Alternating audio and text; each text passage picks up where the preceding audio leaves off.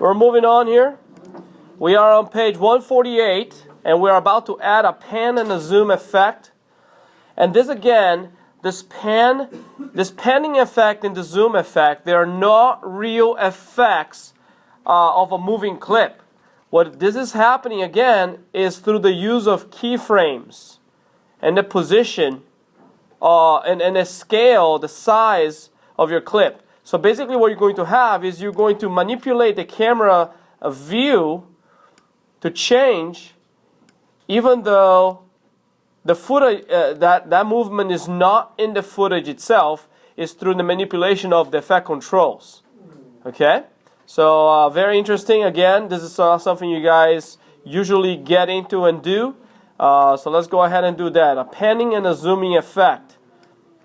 On page 148, step number 1, open your Earth Day project. And hopefully by now you already have yours open. Number 2, we want to make sure that your playhead is at the beginning of the sequence. And you can do that by pressing the home key with the sequence panel selected. So home key, boom. Obviously, if you are in another panel and you press the home key, it's not going to do it. The yellow outline needs to be on sequence number 1. All right, everybody good? And you're going to notice that your program monitor actually looks black. Why? Because you changed the opacity of the first clip to zero at that point when the playhead starts off. All right, we're going to click on, let me see if it tells you. No, it doesn't tell me to select anything here. Oh yeah, this is a problem here. The problem within the instructions. So if you didn't do this, you may have problems here. Okay. You notice that they just tell you to move the CTI to the beginning of the sequence, but then and then on step number 3, they tell you to click the triangle of the motion to expand. Let me see here. Activate keyframes. Yeah. Nowhere they told you to click the first Scenic 1 clip. So look at, if you're doing what the instructions told you to do, your screen looks like mine. There's nothing on the effect controls. They tell you to click on number 3, to click the triangle to the left of the motion effects. Where's my motion effects here? Video effects. Okay, hold on. I don't even have that. Motion effect controls panel. Yeah, it's not giving me anything here. Why? Because I don't have Scenic 1 selected.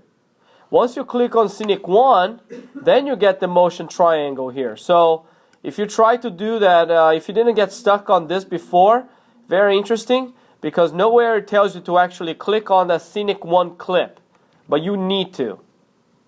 Click on Scenic 1, and the motions on the effect controls panel will show up. What do you want to do? You want to click on this triangle to the left of it to review these options here. And I'm gonna enlarge my effect controls panel here. Everybody good? What? Okay, we move on. So on step number 3, we click the triangle to expand this. Number 4, we're going to toggle the animation button to the left of the position and scale to activate keyframes. So guess what? We're going to be using position and scale changes as shown in figure 61. So you want to turn these both on, position and scale. Okay, so in here, under motion, click on position and click on scale. I'll now expand this to, because now we've placed keyframes on those two properties. We're about to make changes here. Number 5, we're going to move to the end of the clip and add another keyframe for both position and scale. So how do you move back to the clip? Page down. And then what we're going to do, we're going to add a keyframe. So you click on this add and remove keyframe button for both position and scale. So your effect control panel should look like mine at this point. You have a keyframe on the very beginning for scale and position, and you move the playhead all the way to the back of the clip, and you add another keyframe for both position and scale. Any issues? Hearing none, seeing none, move on. Alright, so we're going to go back to the first keyframe, and we're going to change the scale to 250 instead of 100%. So let's see here. We're going to move, this first is a scale, so it's going to be on the bottom here. And we're going to use this move to the previous keyframe button to move the playhead all the way here to this keyframe here. And the scale here is going to be 250. I'll press enter. And then we're going to, the position settings are going to be 346, 436. So we're going to change position as well. 346, 436. So 346, 436. Enter. So we're changing the position of this. We're making a move. Return the CTI to the beginning of the timeline, and let's take a look at what we got, and then save our project. So we're gonna go here. My playhead. I'm gonna click on sequence. I'll click on home. Make sure it's there, and I'll press on spacebar. Let's take a look. Okay.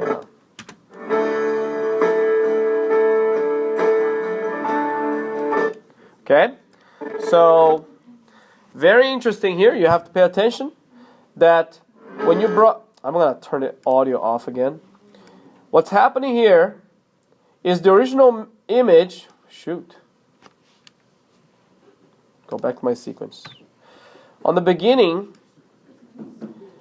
we were zoomed in the picture, and we start zooming out.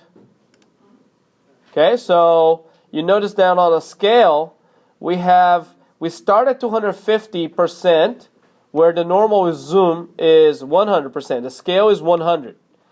But this zoom decreases in value as we head towards the end of the timeline for the clip timeline.